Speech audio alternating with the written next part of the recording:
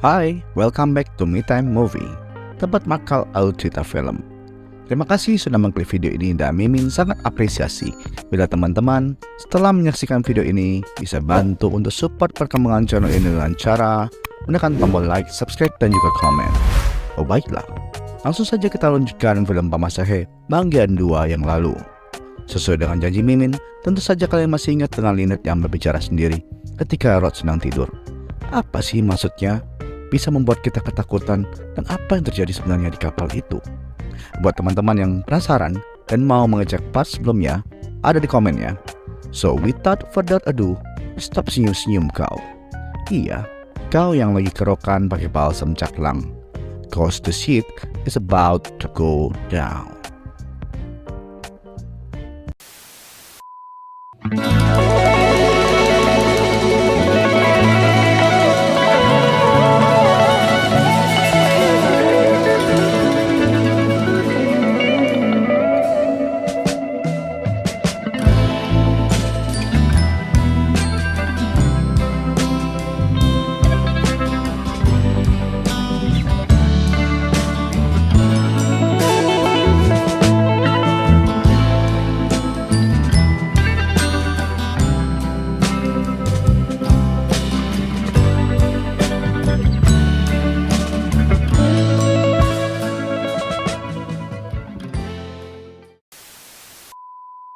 Lynette melihat Rod yang tertidur dengan pandangan aneh, seolah-olah dia sedang merencanakan sesuatu. Kembali ke cerita di kapal, Lynette kembali ke ibu-ibu tua sambil menangis dan meminta tanaman racun yang tadi diceritakannya. Si ibu-ibu tua lalu merasa iba dengan kejadian yang menimpanya lalu berkata, "Semoga Tuhan mengampuni Muna." Seraya memberikan botol-botol itu kepada Lynette. Kailangan ko po yung mga butol yung...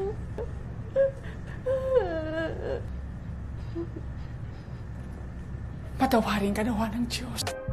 Di kantin, malam itu hanya terlihat Samsul, Ucul, dan Bahlul yang sedang minum-minum bir cap angker ditemani oleh 2 orang wanita penghibur tadi. Lynette kemudian mendatangi mereka dan menanyakan di mana dia bisa ambilkan minuman untuk si kapten. Samsul yang tidak menaruh curiga sedikit pun lalu menyuruh Lynette membawakan si kapten whisky kesukaannya dan tak lupa meminta Lynette membukakan beberapa botol bir lagi untuk mereka. Gayung bersambut dan rencana laknat Lynette pun bisa dieksekusi malam itu guys. Lynette kembali ke dapur lalu menghancurkan tanaman-tanaman racun itu, mencampurkan ke dalam minuman dan langsung membawakannya kepada Samsul, Ucul, dan juga Bahlul. Tak lupa menyuruh mereka untuk enjoy. Cheers! Enjoy pa ngayon. Enjoy po. Para ikaw naman ang pupulutanin namin. Si kapten yang juga tidak menaruh curiga langsung saja menyuruh Lynette masuk dan keesokan harinya wajah si kapten terlihat pucat dan mengatakan dia berasa pusing dan sesak napas. Setelah menyerahkan mandat ke ajudannya lalu dia pergi ke atas dek untuk mencari udara segar. Kapal akan segera merapat dan si ibu tua menanyakan Lynette apa rencananya kemudian. Lynette tidak menjawab apa-apa karena dia juga tidak tahu. Lalu Lynette memeluknya dan berterima kasih atas bantuan yang diberikan oleh si ibu tua itu. Mereka berdua lalu menangis karena kejadian yang menimpa Lynette dan kemudian si ibu tua pun pamit. Di luar, sirene ambulan meraung-raung dan Lynette menyusup keluar dari polisi-polisi yang sudah mengetahui bahwa ada korban berjatuhan di dalam kapal tersebut yang tak lain adalah Ucul, Samsul, Bahlul, dan juga si Kapten Mesum. Salamat gid na ya. Kap nga. Salamat na. Halong ka. Ingat kayo na baby mo. Nay, mag-ingat po kayo lagi. Sige, mauna na ako ha.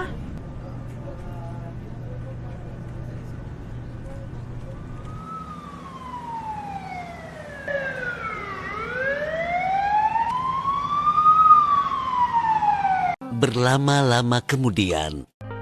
Kembali ke bus. Ternyata bus yang ditumpangi oleh Rod dan Lynette terpaksa menunda perjalanan mereka karena angin badai dan mereka akan segera dibawa ke tempat peristirahatan sementara karena malam sudah menjelang. Semua fasilitas dibayarkan penuh oleh pihak bus. Lynette dan Rod menikmati makan malam mereka sambil menyerahkan informasi dari si kernet bus bahwa besok mereka akan melanjutkan perjalanan pagi-pagi sekali.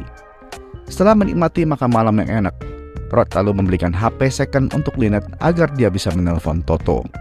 Tak lupa juga dia memberikan sedikit uang untuk bekal di perjalanan. Lynette yang mendapatkan banyak hal dari Rod tak henti-hentinya mengucapkan terima kasih. Tiba-tiba si Rod berkata, apabila Lynette benar-benar mau berterima kasih, dia bisa menemani Rod tidur malam itu.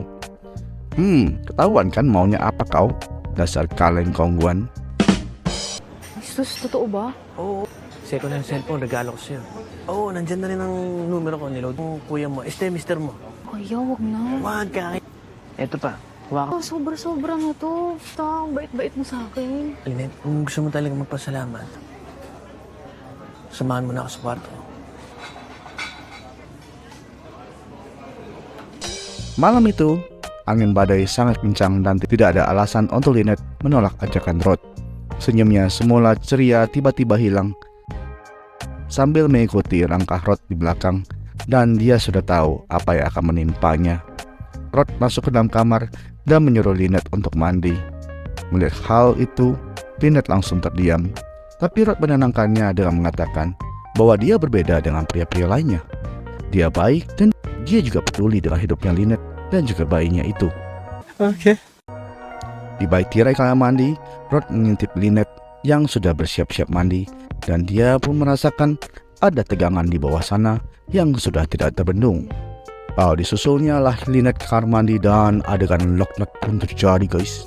Tapi herannya di sini, guys, Lynette tidak menangis, tapi malah menikmati dan memberikan perlawanan terhadap apa yang dilakukan oleh Rod.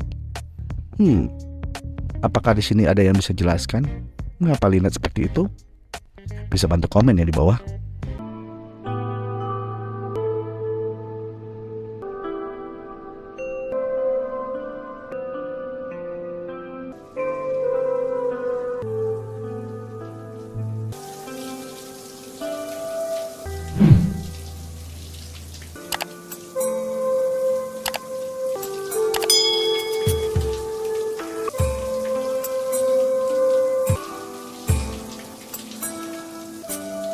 Nadala lang naman ako sa kwento mo. Hindi ka dapat mag-sorry. Susuko habang pinapadede ko yung baby ko. Kunwari ka. So, tingin mo sa akin malibog? Oo. Maang-maang kapang di ka mali. Okay lang talaga namin. Setelah selesai, Rod meminta maaf karena dia sudah tergoda oleh cerita yang disampaikan oleh Lynette dan juga cuaca yang dingin di luar sana.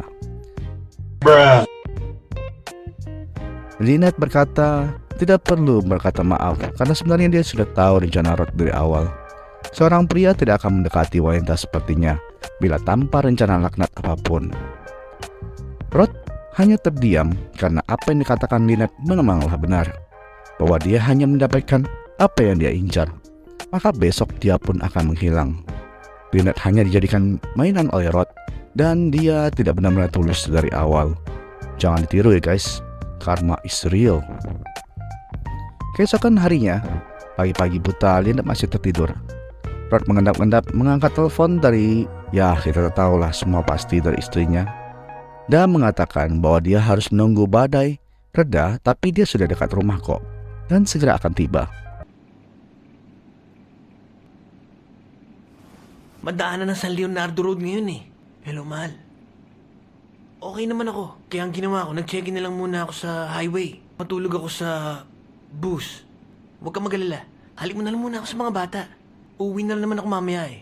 Hintayin mo ako, pauwi na ako. At I love you ah. Setelah selesai, Rod langsung melihat bayi itu bergerak-gerak, mencium bau ee. Ternyata Lindsay sudah berenang di ee-nya. Lalu Rod mengambil popok di tas Lynette dan menemukan botol-botol tanaman racun di sana. Tapi segera dia menggantikan popoknya dan tiba-tiba, Hindi kaya mangkukulam nanay mo. Ano to? May bote pa ang nanay mo.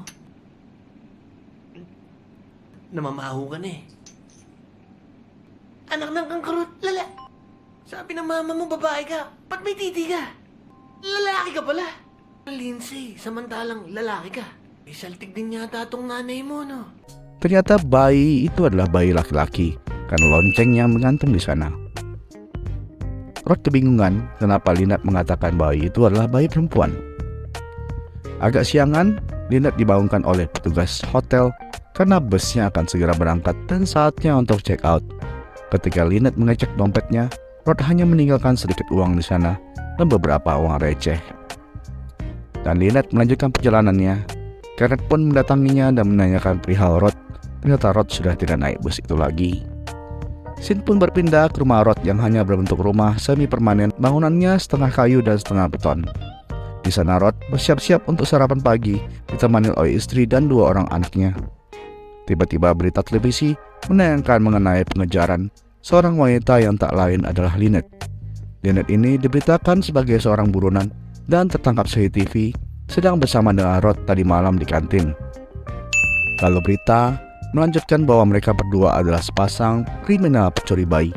Dan ternyata bayi laki-laki itu adalah bayi hasil curian di sebuah rumah sakit di kota Kapis yang sedang dievakuasi karena badai topan Odet yang melanda kota itu. Mendengarkan hal itu, Rod langsung terhenti dan berpikir keras apa yang sebenarnya terjadi. Istri Rod langsung pasang kuda-kuda dan menyuruh anak-anak untuk pergi ke kamar dan segera mengecek HP Rod. Berita TV mengatakan bahwa Lynette mengidap depresi semenjak bayinya meninggal.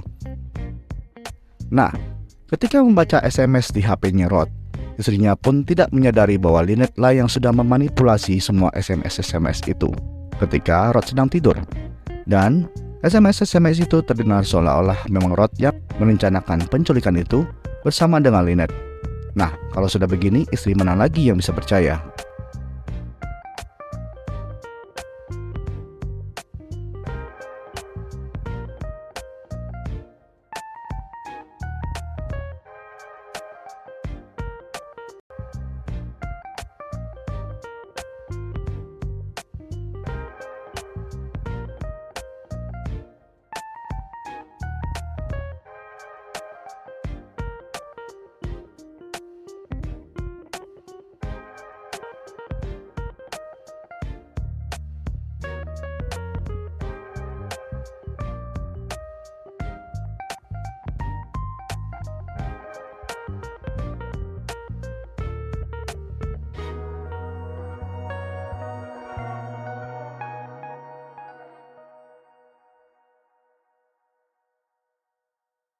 Ingat ya Rod, karma is bitch. Apalagi main-main dengan cewek psikopat seperti Lynette. Ketika Rod dan istrinya bertengkar, tiba-tiba di luar sana ada beberapa orang polisi yang siap membawa Rod ke tahanan. Ternyata Lynette sudah menyerahkan diri dan mengakui bahwa dalang penculikan dan pembunuhan di kapal itu adalah Rod. Dan lebih parahnya lagi, Lynette juga mengatakan bahwa tanaman racun itu adalah milik Rod dan beberapanya lagi bisa ditemukan sisanya di tas Rod. Rod yang sudah tidak bisa berkelit lagi hanya bisa menyerah tanpa sempat menghabiskan sarapan di pagi hari itu. Mengenai kematian kapten dan awak-awak kapalnya, Lynette mengakui bahwa dia meracuni mereka karena mereka memperkaosnya di kapal. Tapi ujung-ujungnya Rod tetap yang disalahkan, karena Rod diceritakan Lynette sebagai dalang penculikan bayi. Ketika hendak digiring keluar oleh beberapa polisi, Rod lalu melihat anak istrinya menangis di sana dan segera dia melarikan diri dengan senjata yang dia punyai. Tapi ternyata tidak ada jalan keluar. Rod lalu menyerah, tapi karena senjata yang dibawanya, para polisi lalu melepaskan tembakan dan Rod pun tumbang bersimbah darah seperti apa yang dikatakan Lynette. Besok kamu pasti akan menghilang. Bukas, wala ka na. Dan film Pamasahe ini ditutup dengan Lynette yang tersenyum puas. Nah, bagaimana guys? Sungguh mind-blowing ya plot twistnya. Siapa yang tahu sih, alur ceritanya dari pijit-pijit bisa mutar ceritanya ke penculikan bayi. Aduh, makanya jangan main-main dengan cewek psikopat. Mereka terlihat tenang di luarnya, tapi dalamnya menghanyutkan. Oke guys, sampai di sini dulu alur cerita film Pamasahe ini. Semoga kalian terhibur dan bisa memetik pelajaran yang ada di dalamnya. Dan sampai jumpa lagi di alur cerita film lainnya hanya di MeTime Movie. Terima kasih sudah menyaksikan. Mimin pamit dan bye-bye.